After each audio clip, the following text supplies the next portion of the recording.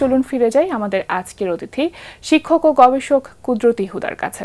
ভাই আবার ফিরে এলাম আপনার কাছে। যেমনটি বলছিলাম, আজ পল্লীকবি জসীমউদ্দীনের মৃত্যুবার্ষিকী। আজকে আলোচনার শুরুতেই জসীমউদ্দীনের কোন দিকটি নিয়ে আপনি কথা বলতে চাইবেন?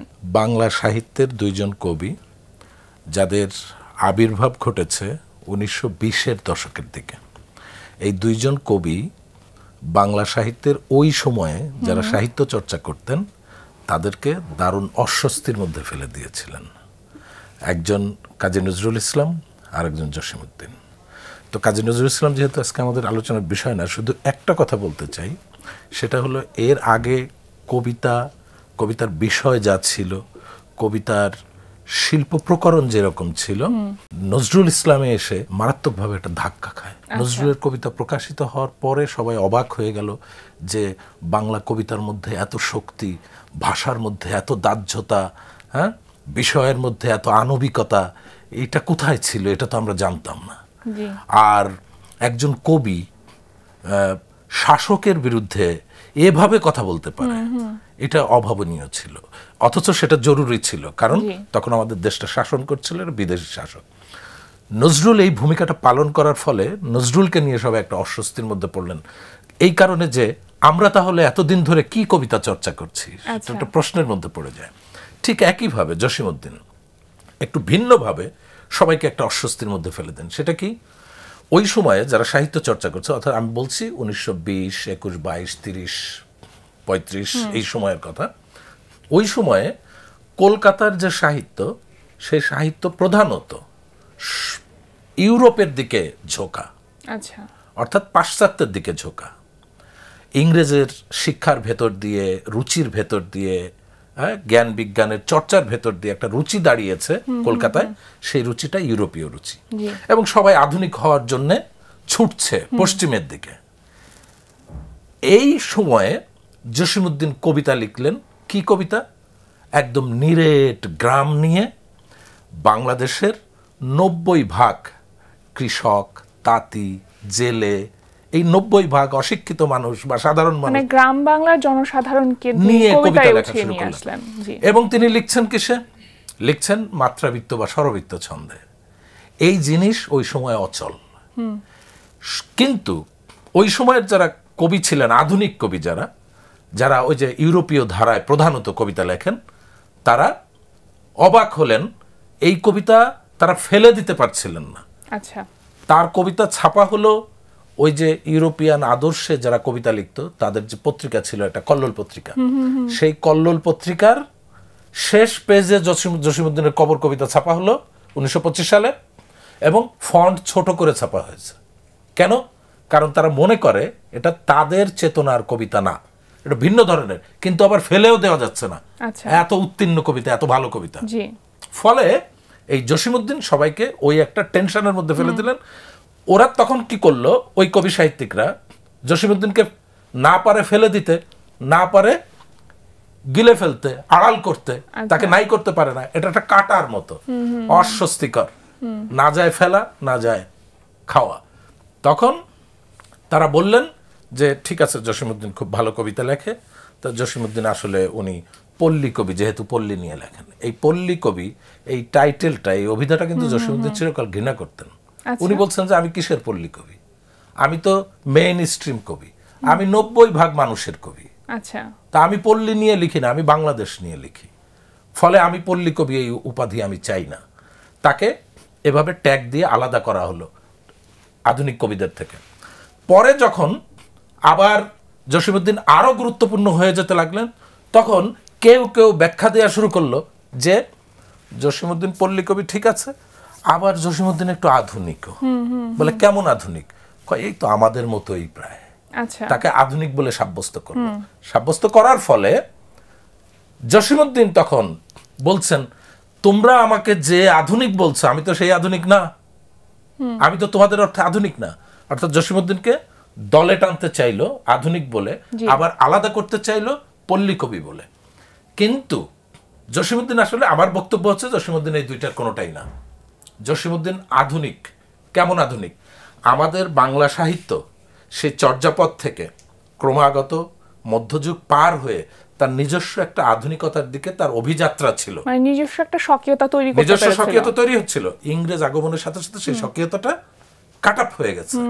তখন আমাদের সাহিত্যকে রুচির দিক থেকে এবং নন্দন চিন্তার দিক থেকে আসলে ইউরোপ গ্রাস করেছে, মানে একটা বিক্ষিপ্ততা কাজ করেছে। এক্স্যাক্টলি।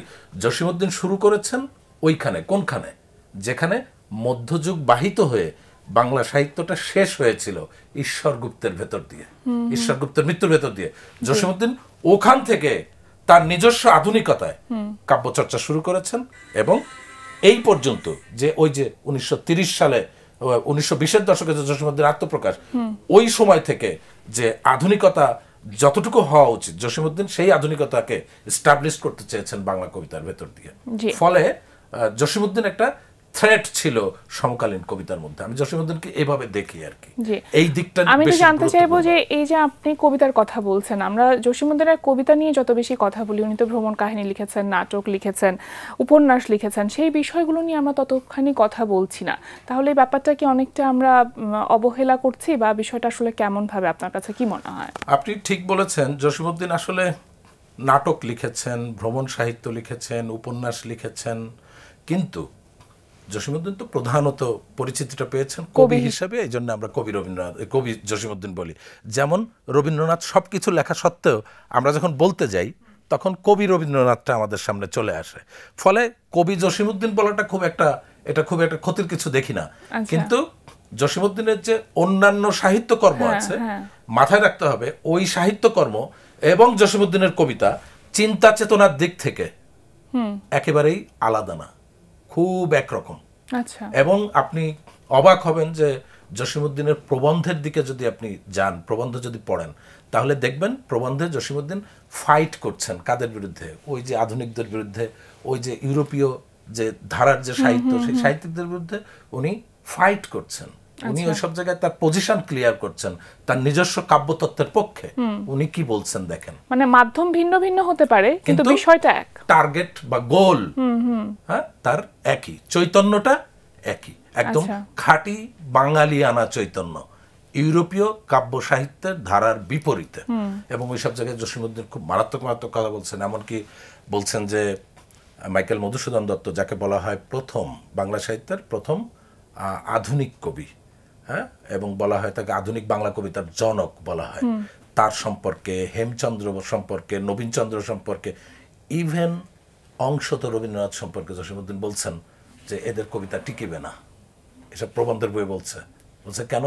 কয় ওহারা ইউরোপীয় ভাবধারার মদিরা পান করিয়া উন্মত্ত হইয়াছে, দেশের মানুষের সঙ্গে, শেকড়ের সঙ্গে, নিজস্ব কালচারের সঙ্গে কোনো সম্পর্ক নাই, বা সম্পর্ক কম, এই জন্য ওহারা টিকিবে না। প্রবন্ধের বই বলছে। এমনকি রবীন্দ্রনাথকে ইঙ্গিত করে বলছেন, ছদ্মবেশ ধারণ করে বলছেন, একটু আড়াল করে বলছেন যে প্রদীপ গৃহে আলো না জ্বালাইল সে বিশ্বে জ্বালাইবে কি করিয়া। বলছে যে আপনার যদি সাহিত্য করতে হয় তাহলে নিজের সাহিত্যটা করেন, নিজের ভাষায়, নিজের মানুষের নিজের সংস্কৃতি যে চর্চা, সেই শুদ্ধ সংস্কৃতি চর্চা করাটা জরুরি। এবং এই বিষয়ে জসীমউদ্দিন খুব স্পষ্ট ছিলেন। তার নাটকের মধ্যেও দেখবো একই ধরনের পজিশন। উনি ইউরোপীয় নাটককে, ইউরোপীয় ধারার যে নাটক মাইকেল মধুসূদন দত্তের ভেতর দিয়ে যেটা শুরু হয়েছিল, সেই নাটককে খারিজ করে দিচ্ছেন। উনি বলছে এগুলো আমার নাটক না। এই যে পল্লীকবি জসীমউদ্দিনের যে কবিতার যে ধারা, সেই ধারাটা এখন পর্যন্ত এখনকার যারা কবি আছেন তারা আসলে কতটুকু অক্ষুণ্ণ রাখতে পেরেছেন, বা সেই ধারায় তারা কতখানি কাজ করছেন? জসীমউদ্দিনের মধ্যে কিন্তু ওই আক্ষেপটা ছিল, চিরকাল উনি আক্ষেপ করেছেন। জসীমউদ্দিন যখন দেশ ভাগ হলো, তো উনি তো চলে আসলেন পূর্ব বাংলায়, বাংলাদেশে চলে আসলেন। এখানকার যারা আধুনিক কবি ছিল তারা কিন্তু জসীমউদ্দিনকে খুব পজিটিভলি দেখতেন না। কারণ কি? জসীমউদ্দিন তাদের মতো আধুনিক না। তারা কাদের মতো আধুনিক? তারা ওই যে ইউরোপের মতো আধুনিক। আমাদের 50-এর দশক 60-এর দশকের কবি বলছে তারা ইউরোপের মতো আধুনিক। তারা কাদের মতো আধুনিক? তারা ওই যে জসীমউদ্দিনের সমসাময়িক কলকাতায় যে 30-এর দশকের কবিরা ছিল তাদের মতো আধুনিক। ফলে তারা কলকাতার লোকজনও যেমন জসীমউদ্দিনকে নিতে পারে নাই, এখানকার আমাদের পূর্ব বাংলায় তখন বাংলাদেশের যারা আধুনিক কবি তারা নিতে পারছেন না। জসীমউদ্দিনকে ব্যঙ্গ করে কেউ কেউ ডাকতেন কবিয়াল জসীমউদ্দিন বা কবিয়াল ভাই। তার মানে বুঝতে পারছেন যে কবি না, কবিয়াল, মানে একটা ব্যঙ্গাত্মক করতে। এই আক্ষেপটা জসীমউদ্দিনের ছিল। জসীমউদ্দিন বলছেন যে আমার ধারায় আর কেউ কবিতা লিখলো না। তখন একজন আল মাহমুদ তাকে বলছেন যে আপনি এত বিচলিত হবেন না। বলছেন কেন? বলছে যে আপনার ধারায় কবিতা লেখে তো, হয়তো আপনার ভাষায় লিখি না, হুবহু ওই ভাষায় লিখি না, ওই চৈতন্যে হুবহু ওই চৈতন্যে লিখি না, ওইভাবে লিখি না, কিন্তু আমরা আপনার অনুসারী। বলছে কে? বলছে যেমন ধরেন আমি। এই জন্যে দেখবেন যখন বাংলাদেশের সাহিত্য বা বাংলা সাহিত্যের আলোচনা হয়, বিশেষত বাংলাদেশ পর্বে, তখন জসীমউদ্দিনের এক্সটেনশন হিসাবে বা জসীমউদ্দিনের ওই ধারার আরেকটু অ্যাডভান্স কবি হিসাবে আমরা কিন্তু আল মাহমুদকে পড়ি। এবং এখনকার যে কবিতা, একদম লেটেস্ট যে কবিতা, আমি বলবো এই কবিতা জসীমউদ্দিনের মতো, জসীমউদ্দিনের কবিতার মতো নিজের দেশে প্রত্যাবর্তনের সংগ্রাম করছে। তার মানে এই না কিন্তু যে জসীমউদ্দিনের ভাষায় লিখছে, জসীমউদ্দিনের মতো ওই ভাষায়, জসীমউদ্দিনের মতো ওই মানুষকে নিয়ে। জসীমউদ্দিনের ভেতর থেকে এখনকার কবিতা বা বিশেষত আমি চিন্তার দিক থেকে একটা পাই, সেটা হলো এই যে আপনার নিজের দেশের সংস্কৃতি নিয়ে, নিজের দেশের মাটি ও মানুষ নিয়ে, নিজের দেশের প্রকৃতি মানে দেশ নিয়ে আপনি লিখবেন। কারণ হলো কি? কারণ হলো মানুষ দেশ দিয়ে কিন্তু বিদেশ জয় করে, বিদেশি জিনিস অনুকরণ করে কখনো বিদেশ জয় করা যায় না। আপনি এস এম সুলতানের উদাহরণ দেখেন চিত্রশিল্পে, উনি কিন্তু দেশের আর্ট করেছেন। হ্যাঁ, মোটা দাগে, মানে শেকড়কে ভুলে গিয়ে আসলে আমরা কিছু করতে পারবো না। বাংলাদেশের কৃষক, এগুলো তিনি সারা পৃথিবী জয় করেছেন। কিন্তু আমাদের এখানে ঔপনিবেশিক মাইন্ড সেটআপের কারণে আমরা মনে করি যে ওই যে অনুকরণ। তো এটা বললাম যে বাংলাদেশের কবিতা জসীমউদ্দিনের চেতনাগত দিক থেকে জসীমউদ্দিন ওই দিকে ফিরছে। বাংলাদেশের কবিরা বাংলাদেশের কবিতা লেখার জন্য অধিকতর প্রচেষ্টা, অনুকরণ করছে না কিন্তু অনুসরণ করছে এক্স্যাক্টলি তার ফিলোসফিটা।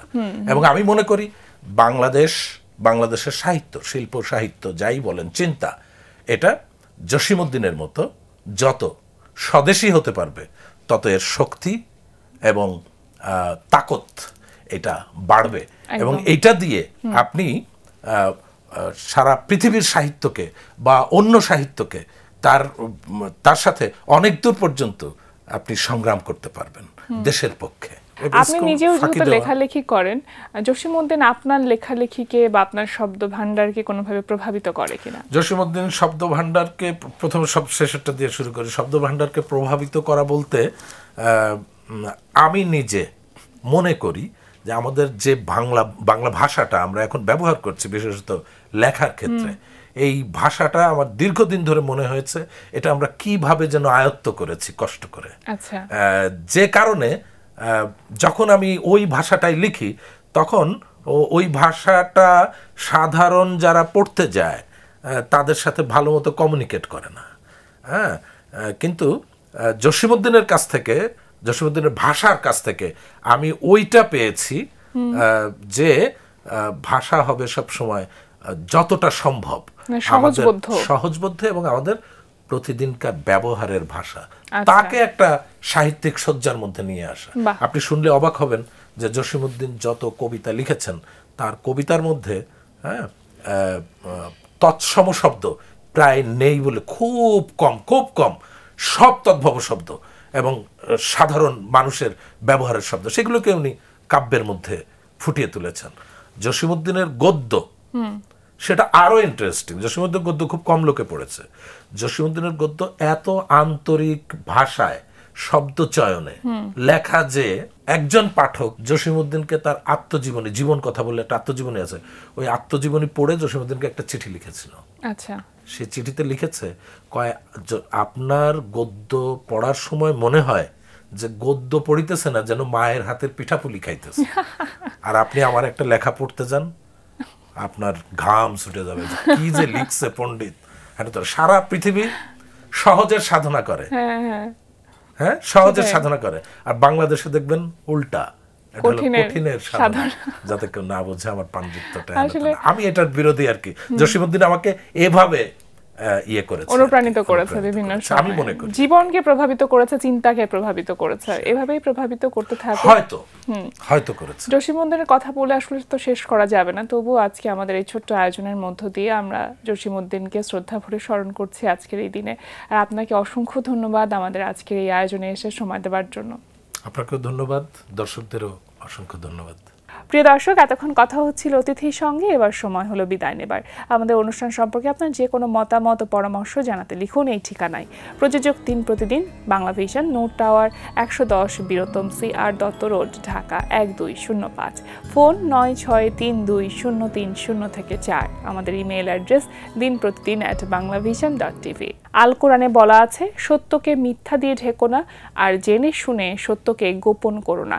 দর্শক সবাই ভালো থাকুন, সুস্থ সুন্দর থাকুন। আজ সারাদিন সবার জন্য শুভ ও কল্যাণময় হোক।